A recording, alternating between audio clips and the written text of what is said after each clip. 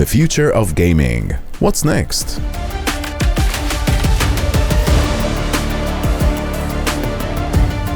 thanks to that last panel, and speaking about 1000x, I should be a Bitcoin billionaire. In 2010, my son told me, "Mum, there's this new digital currency, it's called Bitcoin. You need to get some."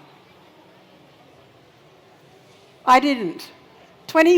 2006, he came back, 2016, he came back and said, "Mum, did you get any of that Bitcoin when I told you?" And I said, "No." And I think by 2016, it might have been around $2,000. And then I went, oh my goodness, if I'd have just spent $1,000 back in 2010, I really would be a Bitcoin billionaire.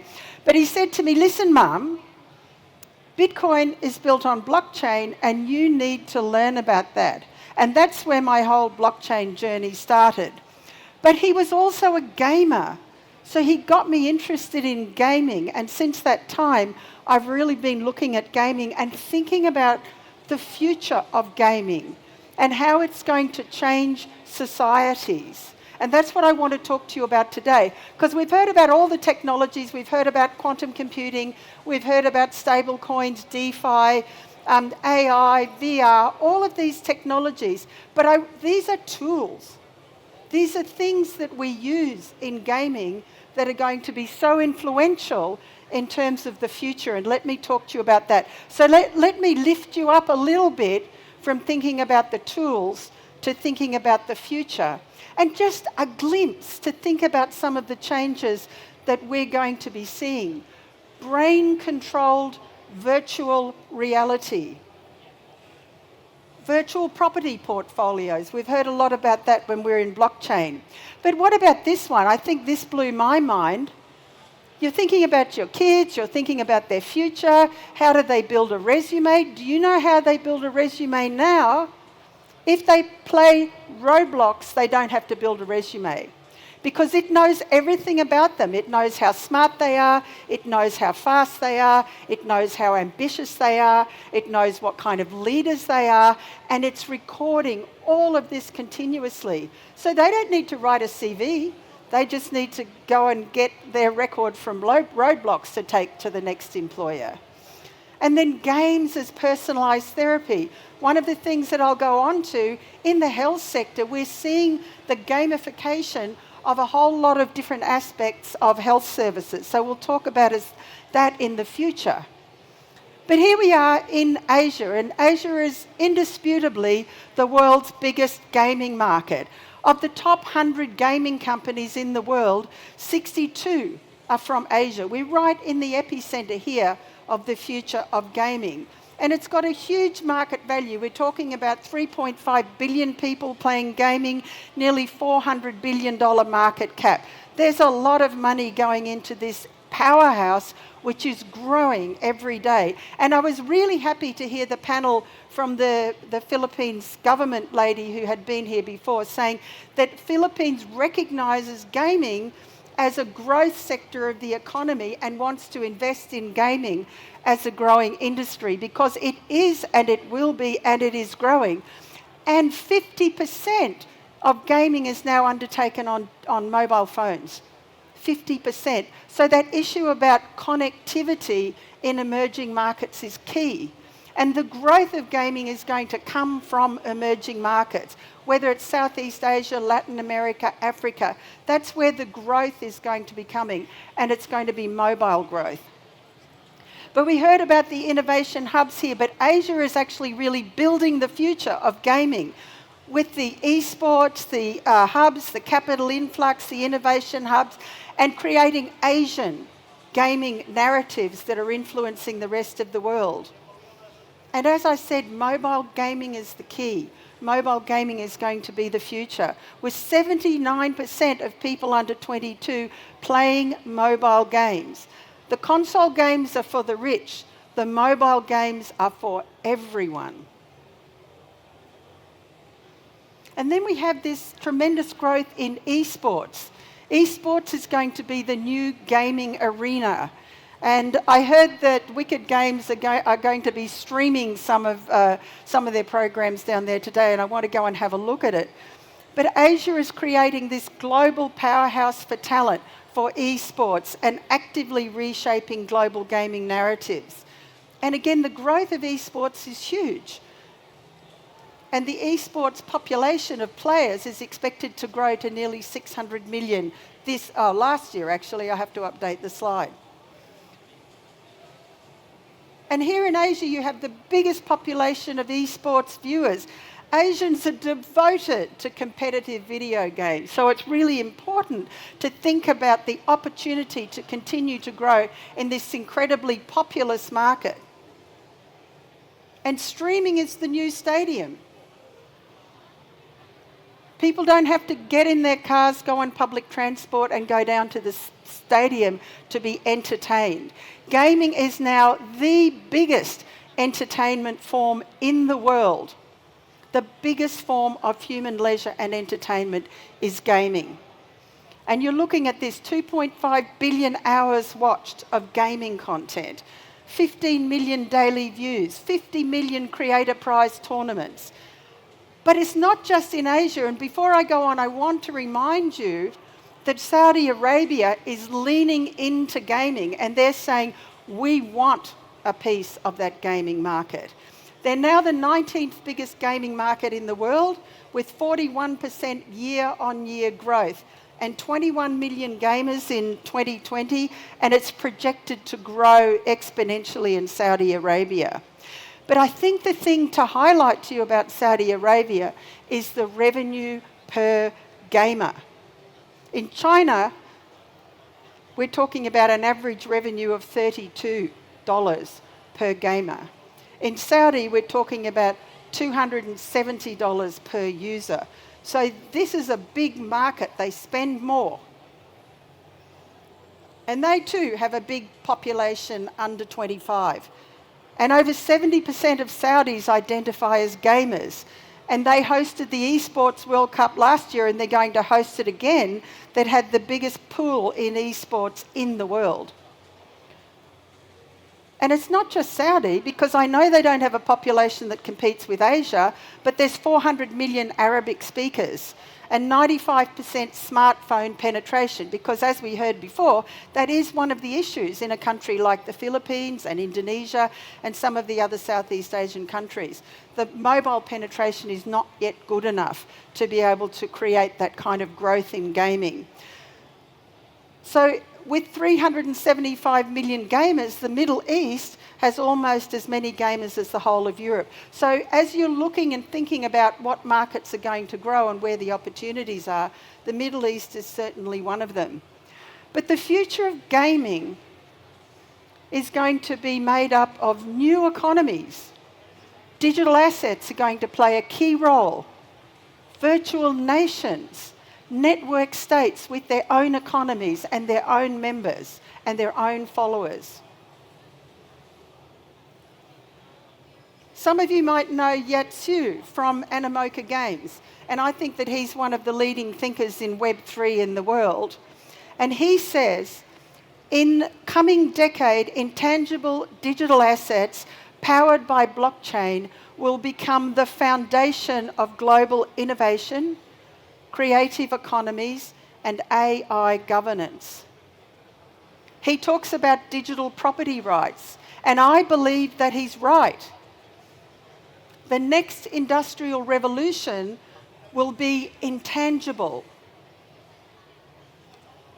built on ownership of the virtual, not the physical. Think about that. The world is changing where people see value not in the things they can touch and feel, but in virtual assets that they hold and they can exchange peer-to-peer. So Web3 ownership, and we've heard about that this morning, will democratise value creation through NFTs, digital currencies, and digital rights. And AI and blockchain will merge. It's like the yin and the yang of the digital future. AI and blockchain will be like that, and they'll be able to track, credit, and compensate creators in this world. New IP frameworks will emerge to deal with digital assets. Virtual capital, ideas, identities, data and content will outweigh physical in terms of economic impact. And digital property rights will unlock innovation and wealth creation for billions in an open metaverse. And Olga, you ask if the word metaverse is still around. In my vernacular, it's totally still there. So don't be fooled by Mark Zuckerberg and his failures there. AR, VR is going to be central to a lot of what happens in the future. So remember this, the next industrial revolution will be intangible. We already have the creation of virtual economies, digital states, digital nations that have their own tokens, that have their own communities, that create value. And every Web3 game is effectively that. You're creating an economy where the players are designing the future of the game. They're the asset owners and they're the creators of the game. And this is going to be games of the futures. With virtual real estate, in-game jobs. People talk about losing jobs due to AI. Yes, jobs will change. But there's going to be jobs in games. Jobs in gaming and jobs in games. DAOs, the distributed autonomous organisations that run the games, the tokenised economies. Digital citizen, governed by self-sovereign identity. Protecting your digital property rights will be part of this future. So these are the kinds of influences that are changing our world.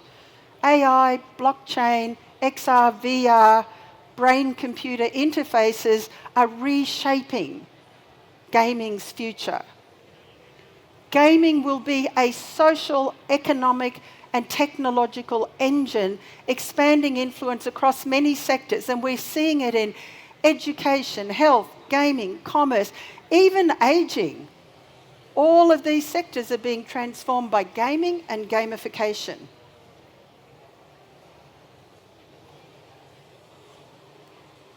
So Web3, back to Web3 in Asia, 83% of all Web3 games are played in Asia. So this is going to be growing. And this is the opportunity where people can have digital property rights, where creators can actually contribute to the future of the game and be rewarded for it, where you can earn while you play and you can own the assets in the game.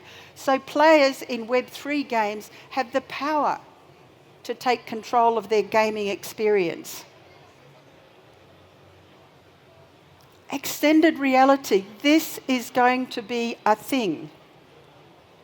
Metaverse, AR, VR, these virtual environments where we can go and visit and experience things are going to be part of our everyday existence, blending the digital and the physical worlds. Everyone's heard the story of how you go to the metaverse shop and you buy an item of clothing after your avatar's tried it on, and then it gets delivered to your home. That's only the beginning. Just start to imagine what other things are possible by merging the digital and the physical.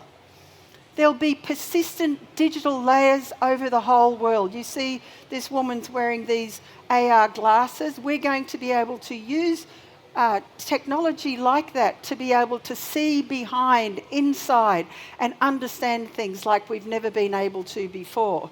And immersive spatial computing and haptics mean when we're in these environments, we not only see, we touch, we feel, and we hear. So we experience these environments in a very realistic setting. So metaverse, for me, for the future, is going to be a platform for life. People will be, never mind working from home, people will be working from games. We'll have interoperable avatars providing a consistent digital presence across multiple platforms. Education is going to take place in digital realms. If you're thinking about how the Philippines, for example, grows the gaming economy, you have to be training your people, your young generation, in the skills you need for AR, for VR, for brain-computer interfaces, for blockchain, for decentralized finance, for 3D printing. And this is not getting taught in the schools. The universities take too long. It's going to be taught in virtual worlds. It's going to be taught in the metaverse. We already are having events in virtual spaces. And a big growth, actually in Asia more than anywhere else, is dating and relationships with virtual avatars. I don't know if anyone in the audience has got a virtual girlfriend or boyfriend, but they're very popular, particularly popular in Japan, and they're coming to somewhere near you. You can get one. And you know they don't talk back, so they're kind of nice. But this is why this is going to happen. Gen Z and Gen Alpha, for them, games will equal life. They have grown up with a screen in front of their face. They don't know what life is like without a mobile phone, without AR, VR. These platforms are going to become their digital identities, blending identity, finance, socialising as extensions of their real-world lives. And how many times have anyone who's a parent said, oh, these kids, they're just playing games, they should be going out and, playing with their friends and socialising. But they are socialising. They play with their friends differently. They communicate with people differently than people of older generations. We have to understand that, and if we're understanding the people of the future, we have to get our heads around that. These digital third spaces is where our children and our children's children are going to live, inhabit, conduct commerce, socialise and work. It'll be a lived metaverse as a lived reality. Not always. You're not going to spend your whole life in the metaverse and never come out again, but you're going to go in there when you can get value. So you'll go in there to socialise, you'll go in there for education, you'll go in there for healthcare, you'll go in there for commerce, because it gives you value. And AI, it's going to be with us now forever. We've heard about AI agents, we've heard about all the things that's happening with AI. But in gaming, AI is going to be the dungeon master of tomorrow. It's going to allow us to develop emotionally adaptive storylines where it's actually responding to the player's emotions and changing the story according to that.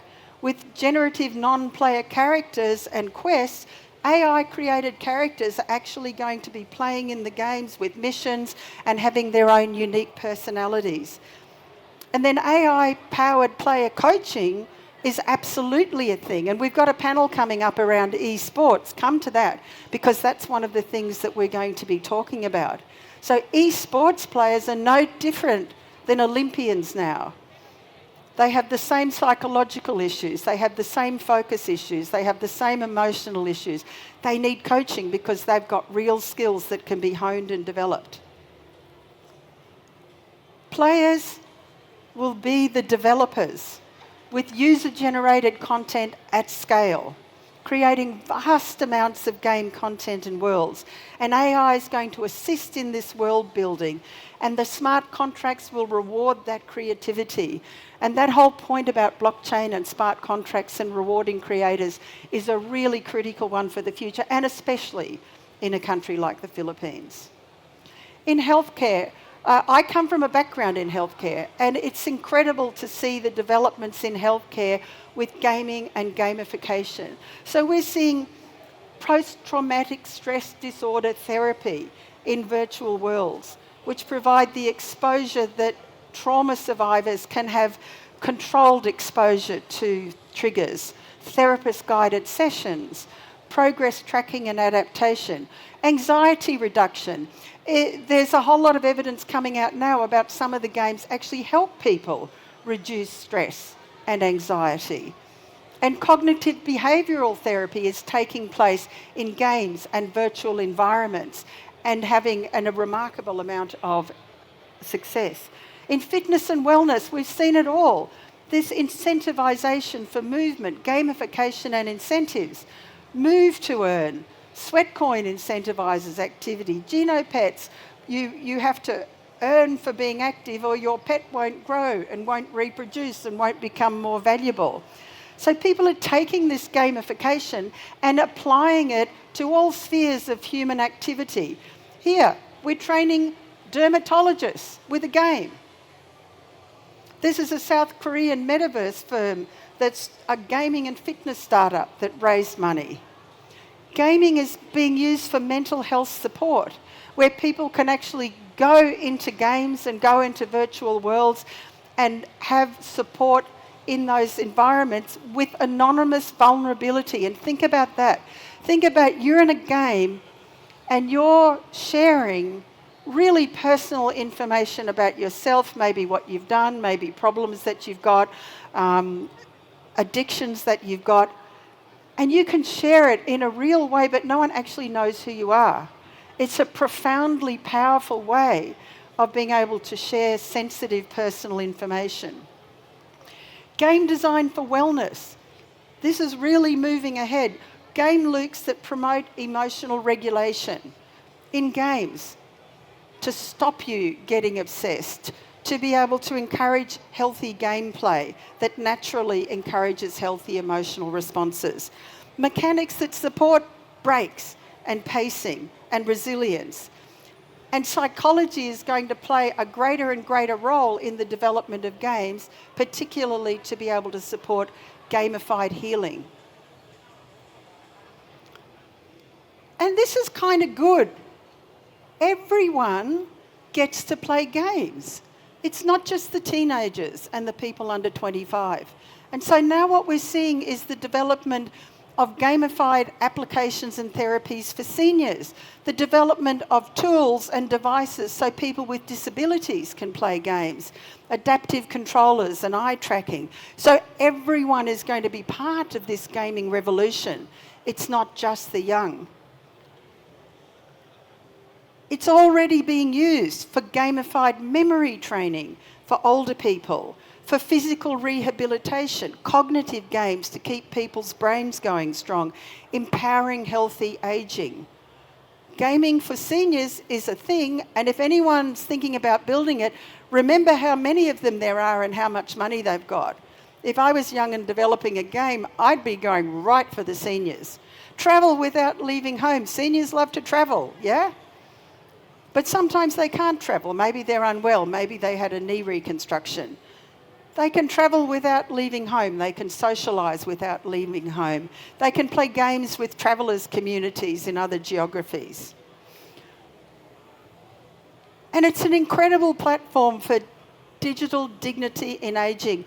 And one of the things that I really love, so who kind of gets really annoyed when their parents or their grandparents give them lectures all the time? Life lessons, experiences, I told you so. Well, imagine this. If your grandpa makes an avatar and kind of records a lot of his lectures and history and all of these things, he's going to be able to harangue you from beyond the grave. You're always going to be able to go and get a lecture from grandpa. Don't you think that's kind of cool? Although you can control it because you can switch him off if he's in an immersive environment. But it's a great way for old people to be able to interact with their children and their grandchildren when they might not be able to see them, and maintaining some dignity and agency in ageing. But for me, this is one of the most exciting areas in the future of gaming, game-computer interfaces. So signal processing interprets your thoughts and transfers them into digital actions. So EEG sensors capture your electrical signals from your brain. The noise is removed, like blinking and muscle twitches. They identify patterns in your brain activity, and neural networks translate those signals into in-game actions. Take a moment to think about what that means. Gaming with your mind. And it might be unidirectional, where your brain controls the game, or it might be bidirectional, where brain-computer interfaces create a two-way interaction, letting the game respond to your mental state. As gaming becomes more immersive, brain-consumer interfaces will be a game changer. play a game using only your thoughts. No controller, no keyboard, just neurons and code. You are not just a player. You are the game. In this growing industry, there's going to be new jobs. We've heard about all the jobs that are going to change.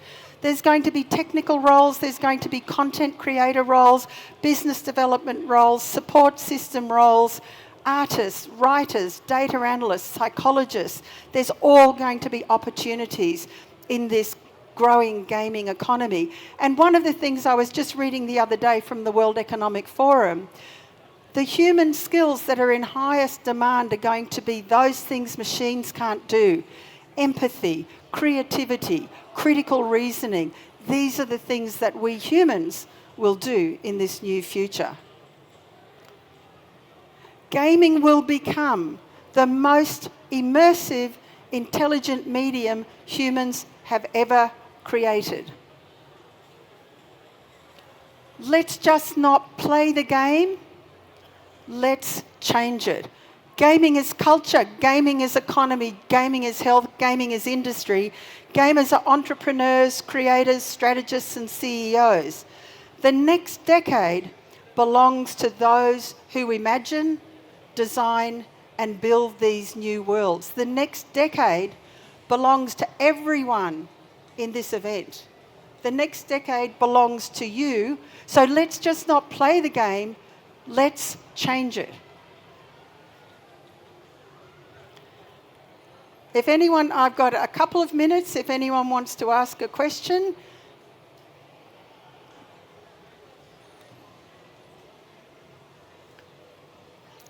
Well, thank you very much, everyone.